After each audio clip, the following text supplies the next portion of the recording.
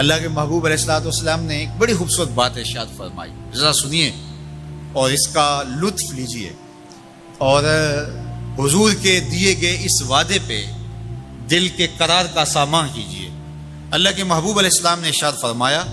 کہ من یکفر لی اللہ یسأل الناس شیئا، جو شخص مجھے اس بات کی ضمانت دے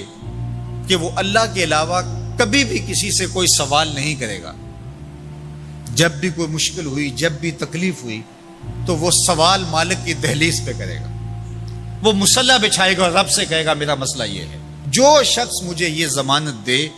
کہ وہ اللہ کی دہلیز پہ اپنے سوال رکھے گا، اللہ کے علاوہ کسی سے نہیں کہے گا، اللہ کے محبوب فرماتے ہیں اتکفل لہ بالجنہ، میں اس کو جنت کی ضمانت دیتا ہوں۔ اور یہ روایت حضرت ثوبان رضی اللہ تعالی عنہ سے مروی ہے۔ حضرت ثوبان نے جب حضور سے یہ فرمان سنا تو انہوں نے کہا حضور میں ضمانت دیتا ہوں، میں زندگی بھر اللہ کے علاوہ کسی سے سوال نہیں کروں گا۔ اور صحابہ نے پھر اس پہ عمل کر کے دکھایا۔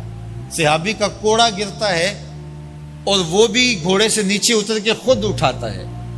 کہا جاتا ہے جناب آپ نے کہہ دیا ہوتا ہم اٹھا کے دے دیتے، کہا نہیں، ہم نے حضور سے عہد کیا تھا کہ اللہ کے علاوہ کسی سے سوال نہیں کریں گے۔ تو انہوں نے اتنا لحاظ رکھا اور اپنے وعدے کی پاسداری اس انداز سے بھی کی۔ تو یہ ہے وہ دولت جو کسی بندے کو اللہ صالح اعمال کے نتیجے میں عطا کرتا ہے۔ حضرت حسن بصری رضی اللہ تعالیٰ عنہ فرماتے ہیں کہ یہ کسی شخص کا ضعیف یقین ہے کہ جو اس کے پاس موجود ہے اس پر اس کو اعتماد ہے،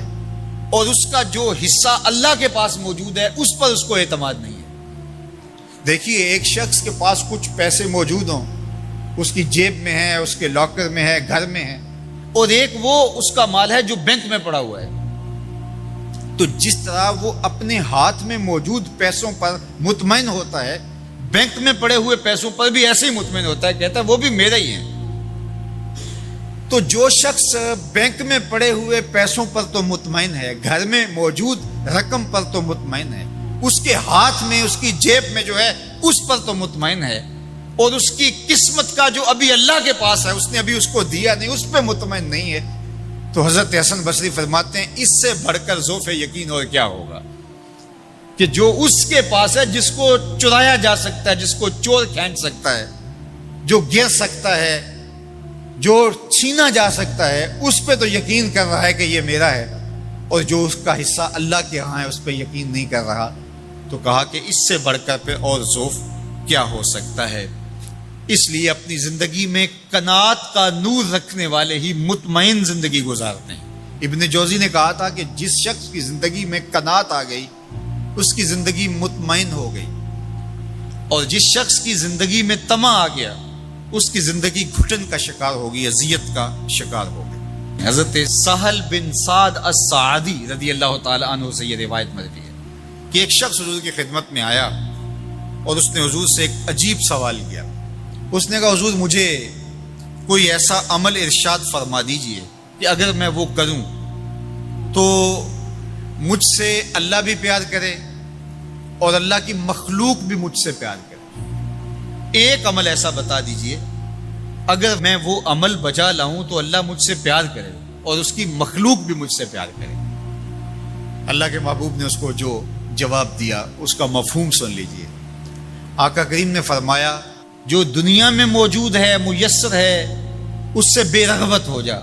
تیری ضرورتیں تو پوری ہوں گی، اس میں تو کوئی شک نہیں، لیکن تیری رغبت ادھر نہ رہے، زہد فی الدنیا اختیار کر لے، تو تجھ سے اللہ پیار کرے گا کہ یہ بندہ دنیا میں رہ کے بھی دنیا کا نہیں میرا ہے، اور جو لوگوں کے پاس ہے ان سے بے نیاز ہو جا تو